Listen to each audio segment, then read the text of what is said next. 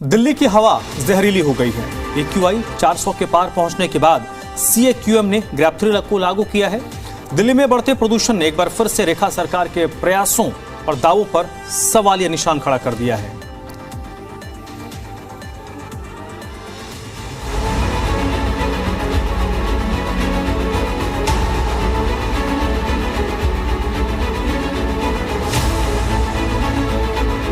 दिल्ली में छाई जहरीली धुंध के चलते एक बार फिर से वायु गुणवत्ता गंभीर स्थिति में पहुंच गई है। इसे देखते हुए वायु गुणवत्ता प्रबंधन आयोग ने तुरंत प्रभाव से दिल्ली NCR में ग्रैब 3 के प्रतिबंध दोबारा लागू कर दिए हैं। आलम यह है कि दिल्ली NCR में प्रदूषण का स्तर लगातार बिगड़ता जा रहा है। राजधानी में AQI एक बार फिर 400 के पार पहुंच चुका है और कई इलाके रेड जोन में दर्ज किए गए हैं।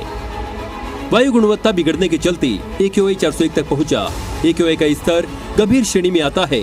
12 दिसंबर को शाम 4 बजे AQI 349 था। रात भर तेजी से बढ़ते हुए 13 दिसंबर सुबह 10 बजे 401 दर्ज। कम हवा की रफ्तार, स्थिर वायुमंडलीय स्थिति और प्रतिकूल मौसम। ग्रैब उप समिति ने ग्रैब स्टेज 3 लागू करने का फैसला लिया। हालात को और बिगड़ने से रोकने के लिए CAQM ने लिया फैसला।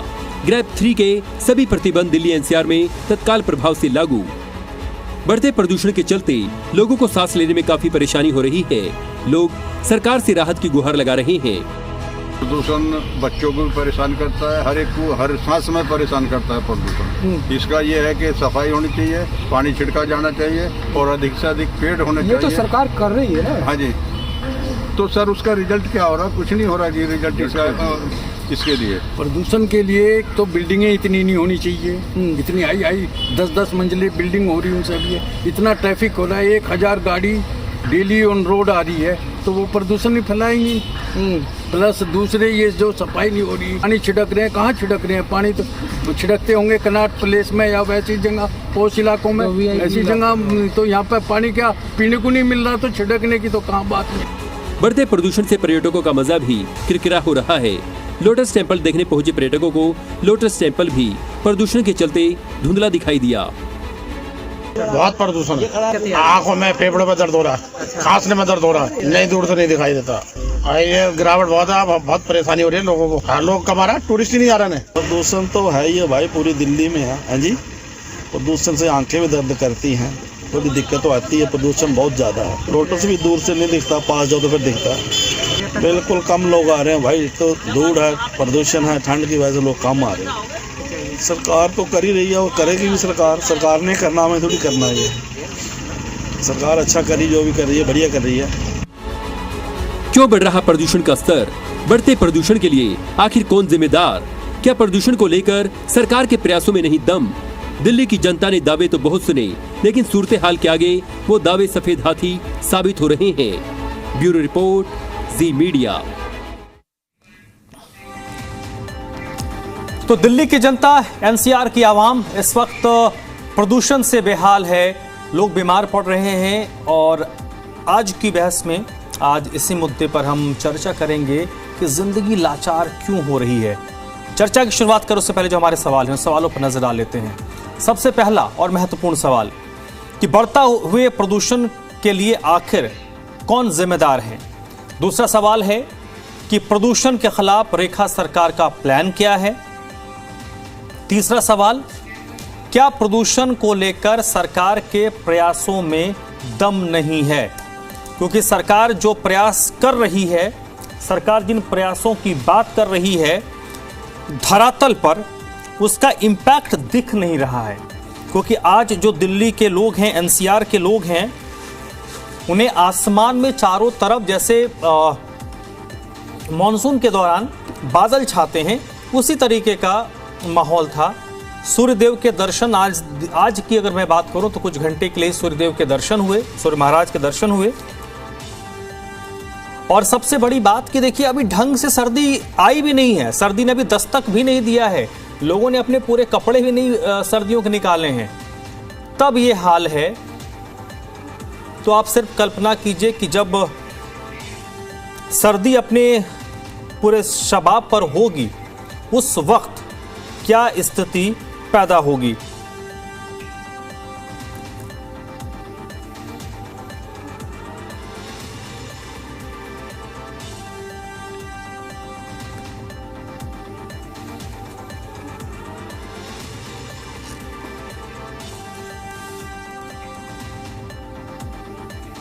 तो ये हमारे सवाल हैं और आज की बहस में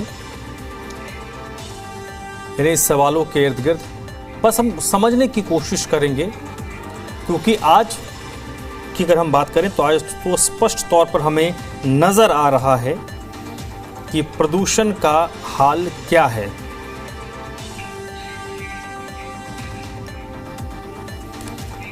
तो चलिए सीधा रुख कर लेते हैं अपने मेहमानों का, जो इस वक्त इस चर्चा मेरे साथ जुड़े हैं। अगले आधे घंटे तक हम इसी इशू को समझने की कोशिश करेंगे। नई चर्चा नहीं है, मेहमान भी नए नहीं है, लेकिन एक नया एस्पेक्ट हम जोड़ने की कोशिश करते हैं। नीरज तिवारी हमारे साथ जुड़ चुके हैं, प्रवक्ता हैं भारतीय जनता पार्टी के। वैभव श्रीवास्तव हैं, आम आदमी पार्टी के प्रवक्ता हैं। दीपक शर्मा जी भी इस वक्त हमारे साथ जुड़ चुके हैं, कांग्रेस पार्टी के नुमाइंदे हैं, कांग्रेस पार्टी के प्रवक्ता हैं। सर, बहुत बहुत स्वागत है आपका। आज की बहस में नीरज जी, देखिए, कई चर्चाएं हमने की हैं जिसमें आप भी मेहमान रहे हैं। दिल्ली में पिछले 2-3 दिनों तक जो स्थिति थी, पिछले 36 घंटे 48 घंटे में वो और थोड़ा वर्ष की ओर बढ़ा है। और मैंने जिसकी शुरुआत की कि अभी देखिए ठंड की ठीक ठाक दस्तक भी नहीं हुई। जो लोग कार से चलने वाले लोग हैं ना, उन्होंने अपने फुल जैकेट्स नहीं निकाले हैं। जो बाइक वाले लोग हैं सुबह शाम वो निकालते हैं, दोपहर में तो खोल के उतार देते हैं। मेरे प्रश्न है सर कि अभी अगर ये हाल है तो जब पिक पर सर्दी होगी, जब तापमान 10 डिग्री 4 डिग्री 5 डिग्री तक पहुंचेगा, तब क्या होगा? देखिए, जो आपने सवाल किया है, आपका विषय में देख के पहले ही इस विषय के बारे में थोड़ा जानकारी लेने का कोशिश किया। पिछले ऐसा नहीं है कि हमने 10 महीना में पॉल्यूशन को कुछ बढ़ाया है, उल्टा प्रयास घटाने का ही हुआ है, और घटा भी है, अभी बढ़ा है। ये बिल्कुल सत्य आप बोल रहे हैं, इसमें कोई दो बात नहीं है। लेकिन पिछले 5 सालों का मैंने जो देखा है डाटा, कि 15 नवंबर से लेकर 15 जनवरी तक क्या डाटा रहा है, तो पिछले 4-5 सालों में ये डाटा दिल्ली का रहता है, और इसके लिए कोई एक व्यक्ति या एक संस्था या एक सरकार जिम्मेवार नहीं है। तो इसके लिए काम करने की जरूरत है। हम लोग डिबेट जरूर करते हैं, आरोप प्रत्यारोप जरूर लगाते हैं, लेकिन ये सच्चाई है कि पिछले 27 सालों में दिल्ली की जो मेन समस्या है 2 महीना 3 महीना के लिए पॉल्यूशन का, उसका कोई समाधान नहीं निकला।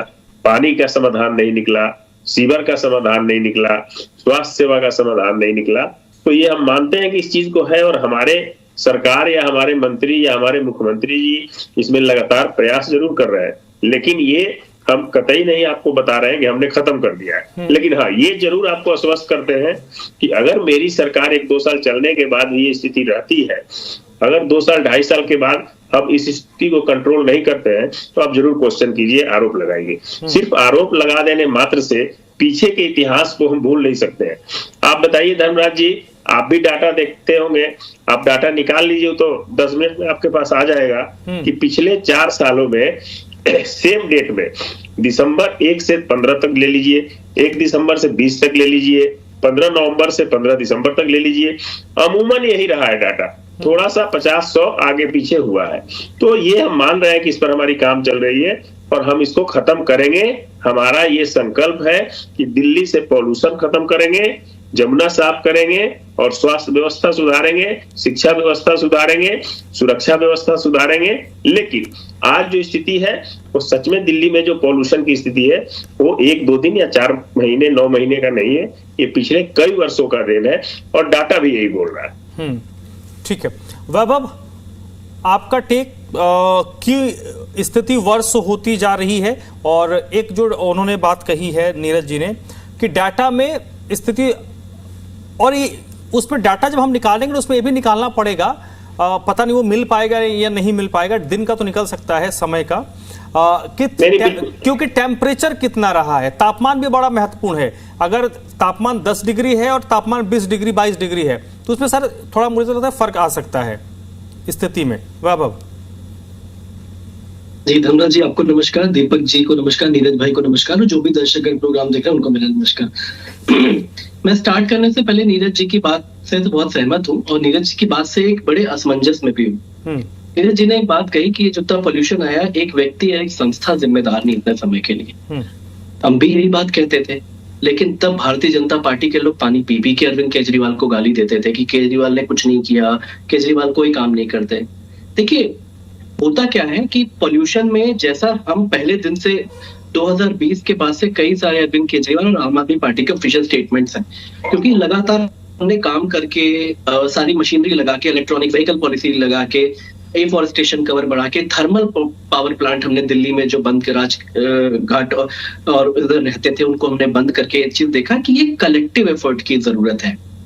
धर्मराज जी, दिल्ली के मेरे ख्याल से आपको जानकारी होगी, मैं वापस से रिफ्रेश कर दूं, दिल्ली और एनसीआर के रीजन में आई थिंक 38 या 39 लगभग थर्मल पावर प्लांट हैं जो कि कोयले पे चलते हैं और जिसपे कोई भी पॉल्यूशन रोकने की जो मशीनरी है वो इम्प्लीमेंटेड नहीं है। प्लस इसी तरीके से कई सारे ऐसे भट्टे, ईंट भट्टे चलते हैं जिनके जो हवा निकलती है एज इट इज निकलती है, इस पे कोई चेक नहीं है। तो पॉइंट ये है कि सबको एक, जैसा हमने बार बार कहा, कॉम्प्रिहेंसिव प्लान बनाने की जरूरत है और सबसे पहले ये एक्नॉलेज करने की जरूरत है कि प्रदूषण एक समस्या है और इस तरह का AQI है। लेकिन प्रॉब्लम क्या है, इनके खुद के एनवायरमेंट मिनिस्टर संसद जैसे पवित्र स्थान पे आके झूठ बोलते हैं।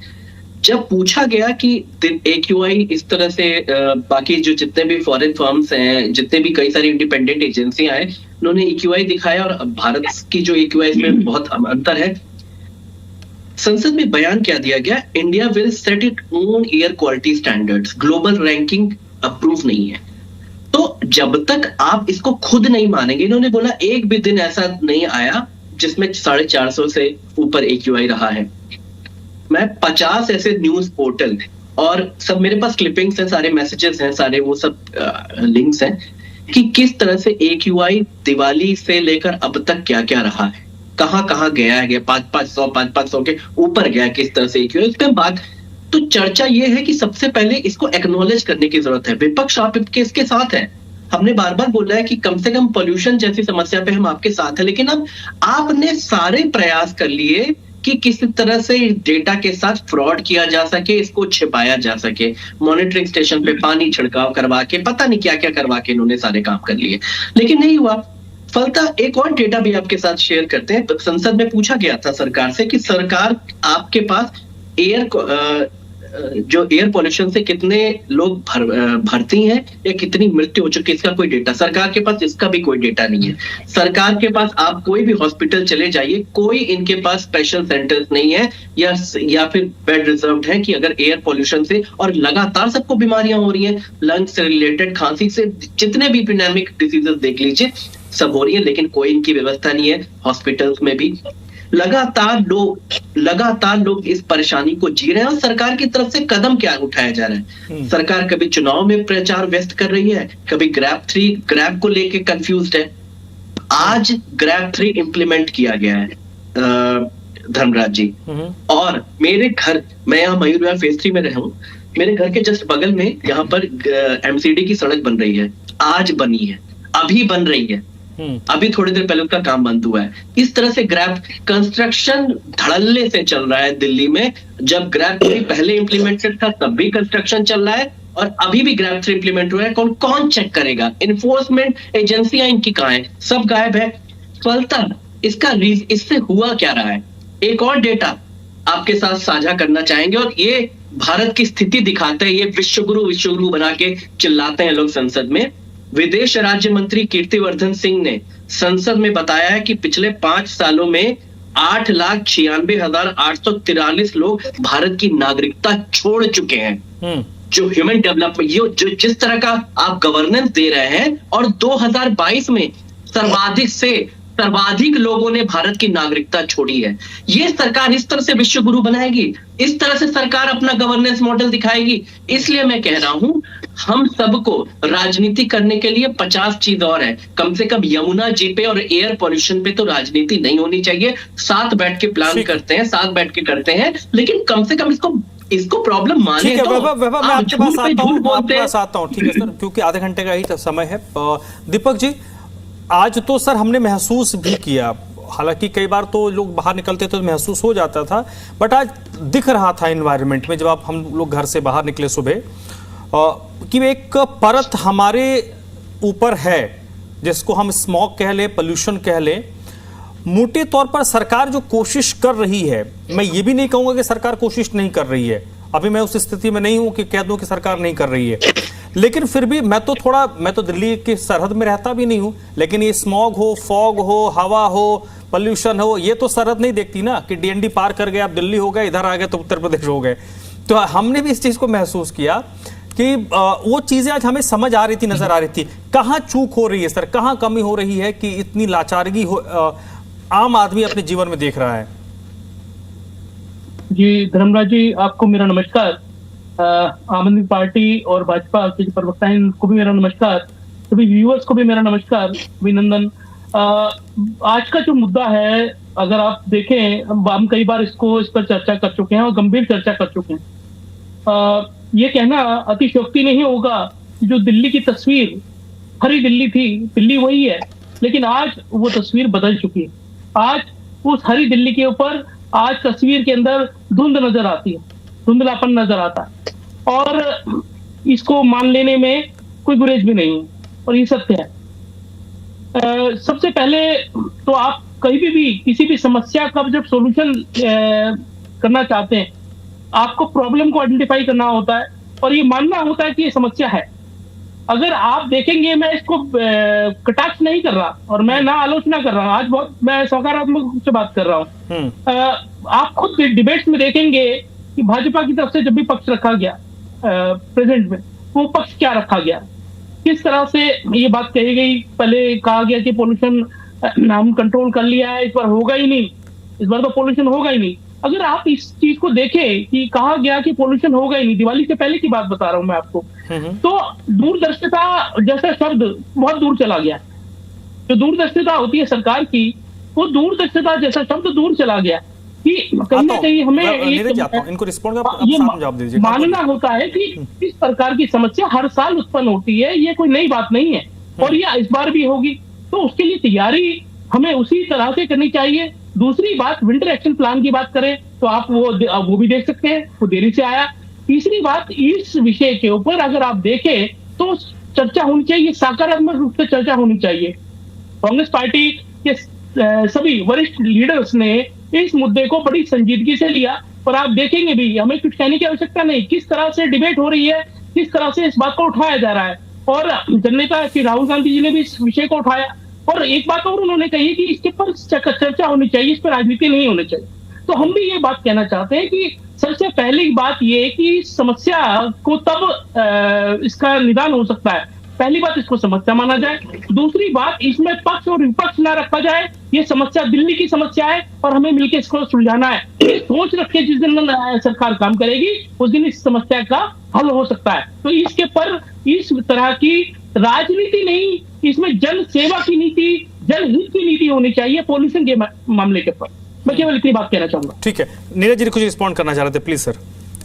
देखिए, जैसा इन्होंने बताया कि पॉजिटिव सार्थक चर्चा होनी चाहिए, और इन्होंने एक शब्द बोला कि पॉल्यूशन जो था वो स्थिति कब से खराब हुई, क्या है, और इसके लिए क्या प्लानिंग बन रहा है। तो प्लानिंग तो मैंने कई बार बता चुका है कि प्लानिंग इस चीज के लिए किया जा रहा है, लेकिन जो परिस्थितियां थी वो परिस्थितियां सिर्फ 10 महीने की देन नहीं है, वो परिस्थितियां वर्षों का देन है।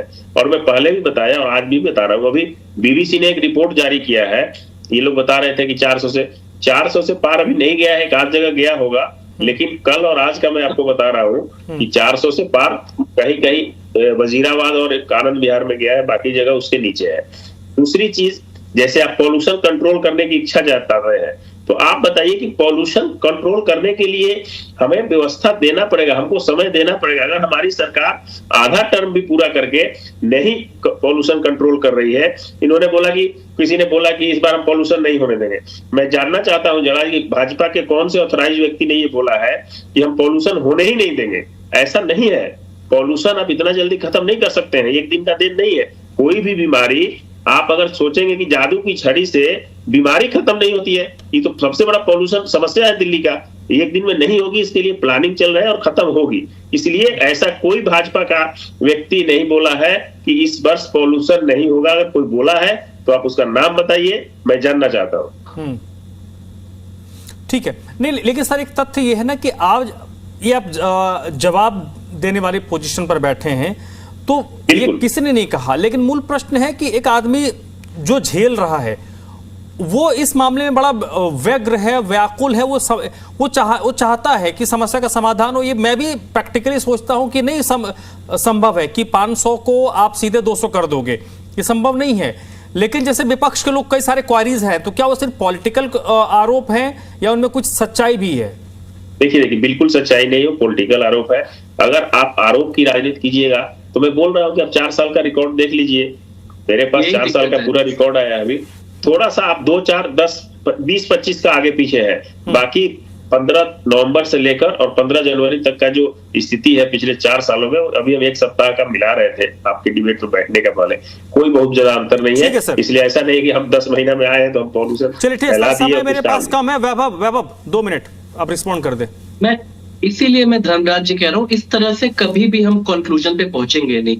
मैं फिर से कह रहा हूँ, आपके पास एक एक्सपर्ट पैनल है जिसने अपनी रिव्यूज दिए थे कि किस किस वजहों पे दिल्ली में पोल्यूशन है, जैसे कि 25 से 50% का जो पोल्यूशन होता है वो थर्मल पावर प्लांट्स जो दिल्ली के सब आसपास हैं, और उसके बाद जितने भी ईंट भट्टे चलते हैं उनके जो जीरो पोल्यूशन चेक पे चलते हैं उनकी वजह से है। आपकी सारे राज्यों में सरकार है 6 इंजन 7 इंजन लेके चल रहे हैं, वो इंजन जा कहाँ रहे हैं? हमने आपको आपको एक ग्लिच बताता हूं। हमने 2023 जनवरी में 2388 करोड़ रुपए सैंक्शन किए थे एमसीडी को नोडल एजेंसी बनाकर कि नई स्प्रिंकलर्स और नई सारी पार्टस लेके आए। स्टैंडिंग कमेटी में वो मुद्दा जाके गिर गया क्योंकि वहां पे पॉलिटिक्स हो गई। हम ये कह रहे हैं चलो अब तो केजरीवाल जी की सरकार नहीं है, अब आपकी सरकार है, सारे इंजन आपके हैं, सारी चीजें। आपको क्या प्रॉब्लम है फंड के लिए? दूसरा, उत्तर प्रदेश, हरियाणा, फरीदाबाद में मैक्सिमम ईंट भट्टे चल रहे हैं, मैक्सिमम थर्मल पावर प्लांट है जो कि कोयले पे चल रहे हैं। आपको सरकारों से बात करके क्यों नहीं उन पे पॉल्यूशन चेक लगाया, जैसे एफसीबी टेक्नोलॉजी क्यों नहीं लगाई जा सकती है? सुनिए, बहुत अच्छा सवाल आपने किया। जल्दी से नीरज जल्दी से। नहीं, आप बहुत अच्छा सवाल किए। ये आपकी जब सरकार थी तब उस समय आप बोल रहे थे पराली जलाने से हो गया। ये आपकी स्टेटमेंट नहीं, अरविंद केजरीवाल जी का दर्जनों स्टेटमेंट है जिसमें उन्होंने पंजाब और हरियाणा को कंट्रीब्यूट करती है। सुन लीजिए, 1 मिनट सुन लीजिए, आप सुन तो लीजिए। आज आप पंजाब को छोड़ रहे हैं, पराली बंद कर दिए, अब आप आ गए चिमनी भट्टा चलाने पे। आपने कितने लोगों को नोटिस जारी किया? उस समय तो आप एक बार सवाल भी आपके मुख्यमंत्री इस मुद्दा पर नहीं उठाए। और आपके जानकारी के लिए मैं बता दूं, आप किसी भी एक्सपर्ट से ये जांच करा लीजिएगा, जो भी ईंट भट्टे का जो धुआं उड़ता है उसका मैक्सिमम रेंज जो होता है ना, वो 2.5 से 4 किलोमीटर तक फैलाने का। नीरज समय कम है। एक मिनट दीपक जी मुझे बताइए। इसलिए देखिए, जो बातें हैं उसको सच्चाई के साथ जब आइएगा तो सही सार्थक बातें होगी। सर मैं कह रहा हूँ ये सारी चीजें पटल पे हैं। सर आपका ये जो इशू है दीपक जी, इस पे आपकी आम आदमी पार्टी कह रही है, ठीक है सर, लड़ाना नहीं है। कम जली है। आप पराली का मुद्दा कहाँ चला गया? ठीक है। आप पहले सिर्फ पराली को बता रहे थे, पराली बिल्कुल कारक होती है, पराली से पोल्यूशन होता है, हम भी बोल रहे हैं। अरे ऐसे थोड़े दूर होगा पोल्यूशन। लेकिन ये पूरा पोल्यूशन मैं शुरू में बोल चुका हूँ, एक रीजन नहीं। ठीक है नीरज जी ठीक है। अरे पहले पोल्यूशन दीपक शर्मा जी प्रॉब्लम तो मानिए, आप लोग तो छिपा रहे हैं। चलिए ठीक है, ऑडियो दोनों को डाउन कर दिया। दीपक शर्मा जी। हाँ जी धर्मराज जी, मुझे लग रहा है ध्वनि प्रदूषण ज्यादा हो गया अभी। तो मेरा कहने का अर्थ ये है कि समस्या मानना, आपने इस डिबेट के अंदर भी देखा कि किस डायरेक्शन में अचानक से डिबेट चली गई। पहली बात, समस्या मानना, इस पॉल्यूशन के हल की तरफ तब हम बढ़ पाएंगे। मैं आपको केवल एक छोटा सा एक पार्ट पढ़ के बता रहा हूं, जो मीडिया स्टेटमेंट राहुल गांधी जी की तरफ से दी गई थी। उन्होंने बोला कि नॉर्मली क्या होता है, ब्लेम गेम चलता है। वे कहते हैं कि देखिए आपने यह किया, हमने यह किया, इससे काम नहीं होगा, हमें इस इश्यू पर यूनानिमस होना चाहिए। देखिए हम फ्यूचर की बात करेंगे, इस समस्या को कैसे हल किया जाए। अब आप देखिए कि नेता जो भी जनता के हित में हम बात करते हैं, जो भी नेता बात करते हैं, तो वो इस तरह से बात की जाती है कि हम इसके पर खुले मन से डिस्कशन करें।